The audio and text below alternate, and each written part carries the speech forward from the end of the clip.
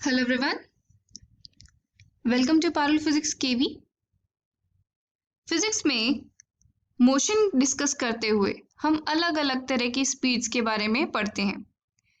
इस टॉपिक में हम 4 डिफरेंट टाइप्स ऑफ स्पीड पढ़ेंगे। Uniform speed, variable speed, instantaneous speed और एवरेज स्पीड।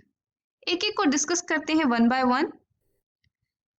हम बोलते हैं कि कोई भी ऑब्जेक्ट यूनिफॉर्म स्पीड में है। इसका क्या मतलब है? When an object covers equal distances in equal intervals of time। हमें पता है, लेट अस सपोज हमारे पास एक स्टॉप वॉच है। उस स्टॉप वॉच में जब 10 सेकेंड हुआ, मुझे पता चला वो ऑब्जेक्ट एक स्टार्टिंग पोजीशन से कितना मूव कर गया है, let us suppose 10 metre. Then in the next 10 seconds जब ये 20 शो कर रहा था, it means total 20 seconds has passed in the stop watch.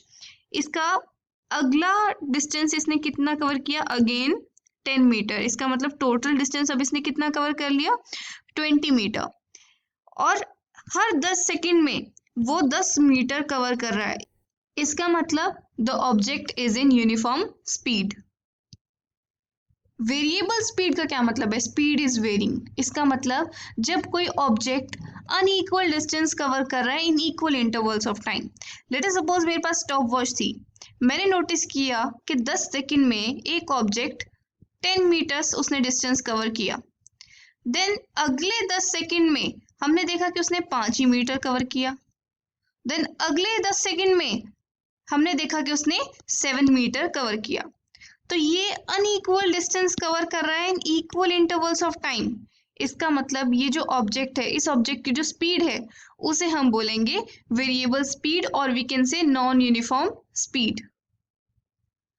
Next speed is instantaneous speed. मतलब एक इंस्टेंट पे स्पीड कितनी है, the speed of an object at any instant of time. Let us suppose मैं car लेके निकलती हूँ। क्या कार में हमेशा मेरे जो मीटर होता है, स्पीडोमीटर होता है, वो एक ही रीडिंग दिखाता है? नो, कभी वो दिखाता है 10 किलोमीटर पर आवर, कभी वो दिखाता है 50 किलोमीटर पर आवर, कभी वो दिखाता है 100 तो बहुत ज्यादा हो गया, कभी वो दिखाता है 40 किलोमीटर पर आवर। तो ये जो स्पीड चेंज हो रही है, एक इंस्टेंट की स्पीड है कि उस पर्टिकुलर इंस्टेंट पे गाड़ी कितनी स्पीड में है, उसको मैं बोलती हूँ instantaneous speed. Instantaneous speed is written as delta x upon delta t, जिसको मैं d x upon d t या फिर delta x upon delta t से भी डिनोट कर सकती हूँ, where x is the distance covered and t is the time taken. बहुत छोटे टाइम के इंटरवल में मैं देखती हूँ कि उसने कितना डिस्टेंस कवर किया है एट दैट पर्टिकुलर इंस्टेंट। उनको डिवाइड करके मैं उस पर्टिकुलर टाइम पे इंस्टेंटेनियस स्पीड निकालती हूँ। This will be more clear once we study differentiation. ये dx अपॉन dt क्या है, ये डिफरेंशिएशन जब हम पढ़ेंगे तो बहुत इजीली क्लियर हो जाएगा, along with solving a few numericals. Then fourth one is average speed. Average speed means it is defined as the ratio of total distance covered to the total time taken. एक गाड़ी निकली घर से, उसने अलग अलग स्पीड्स पे उसने ड्राइव किया अपनी डेस्टिनेशन तक पहुंचने के लिए। तो उसने टोटल कितना डिस्टेंस कवर किया और उसने टोटल कितना टाइम लिया, उससे हम एक एवरेज निकाल सकते हैं कि हम बोल सकते हैं कि एवरेज स्पीड हमारी इतनी रही। ऑल तो हमारी स्पीड वेरी करती रही, कभी वो बहुत ज़्यादा थी, कभी वो बहुत कम थी, लेकिन हम उसके लिए एक एवरेज स्पीड निकाल सकते हैं कि हमारी गाड़ी लगभग लगभग एवरेज इतनी स्पीड पे चल रही थी। So we define V average as the total distance covered divided by the total time taken. इसको हम एग्जांपल्स के थ्रू डिस्कस करते हैं। The question says an object moves from A to B with speed 40 km per hour and then back from B to A with speed 60 km per hour. A से B तक एक object गया जिसकी speed थी 40 km per hour, और वो वापस जब आया तो वो किस स्पीड से आया है? 60 किलोमीटर पर आवर की स्पीड से आया है।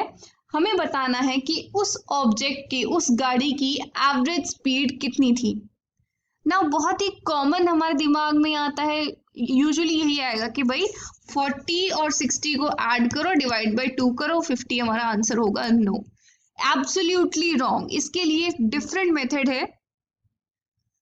सबसे पहले तो हमें एवरेज स्पीड का फॉर्मूला पता होना चाहिए। Average speed is the total distance covered divided by total time.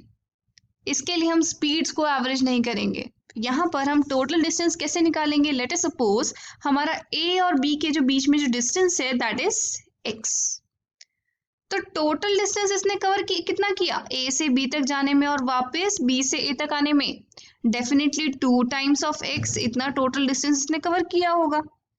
और इसको टोटल टाइम कितना लगा हमें ये निकालना है मेन। T taken by the object, time taken by the object in going from A to B, कैसे निकालेंगे? We know that time is equal to distance upon speed. कितनी स्पीड से गया है वो? 40 किलोमीटर पर आवर की स्पीड से गया है। और time taken by the object in coming from B to A is equal to x upon distance. तो एक्स ही ट्रेवल किया है बी से ए तक जाने में, लेकिन कितनी स्पीड से गया है? 60 की स्पीड से। So the total time taken by the object in going from A to B and coming back to A will be given by the sum of these two, TAB plus TBA, which is equal to x upon 40 plus x upon 60. Remember this time will be in hours और हमारा x जो है वो kilometres में है, हमारी speed है kilometre per hour में। So for average speed, I will write the total distance is 2x divided by total time is x upon 40 plus x upon 60. So I need to solve this.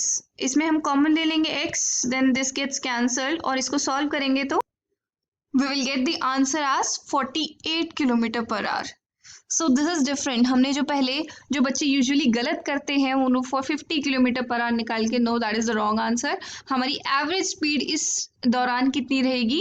48 kilometre per hour.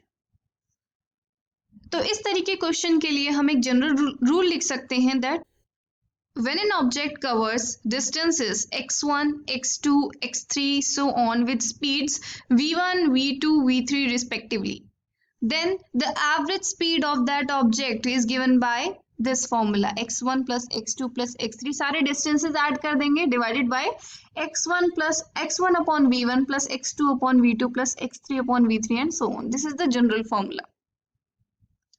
Let's see one more example.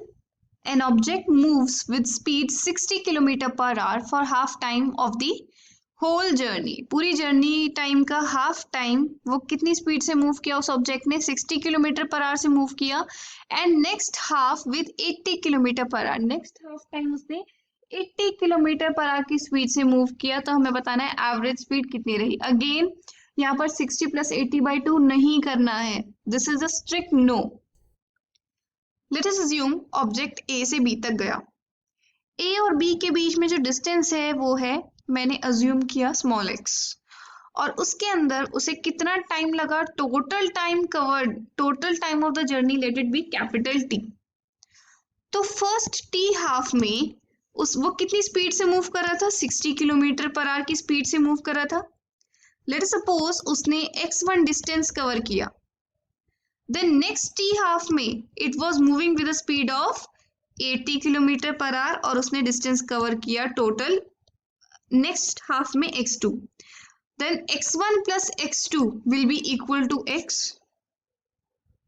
Now अगर हम average speed का formula देखें, average speed is equal to total distance cover divided by total time taken.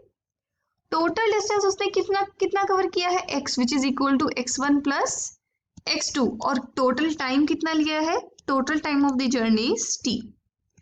Now we know speed is equal to distance upon time. So distance is equal to speed into time. तो x1 distance किसके बराबर होगा? कितनी speed के साथ उसने x1 travel किया है? 60 किलोमीटर, और कितने टाइम में ट्रैवल किया है? t/2 प्लस x2 देखें, x2 मीन्स डिस्टेंस जो उसने second half of the journey में ट्रैवल किया है विद स्पीड 80, और कितने टाइम में ट्रैवल किया है? t/2. Then we divide it with t in order to get my average speed. So here I get 70 t upon t, which is equal to 70 kilometer per hour. So this is the average speed with which this object has traveled from A to B. So in general, for such type of questions, what we can do is we can apply this formula. An object moves with speed v1, v2, v3 for time t1, t2, t3 respectively. ये यहाँ पर velocities ज़्यादा भी हो सकती है, time ज़्यादा भी हो सकते हैं. तो उस केस में हमें अगर एवरेज स्पीड निकालनी है, then we can generally apply this formula v1 t1 plus v2 t2 plus v3 t3 divided by t1 plus t2 plus t3. Now in case if you are asked average velocity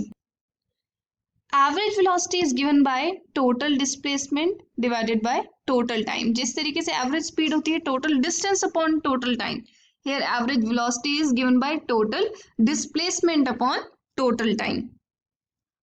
Now I hope you have got an idea about all the 4 different types of speed. That's all for now. Have a good day.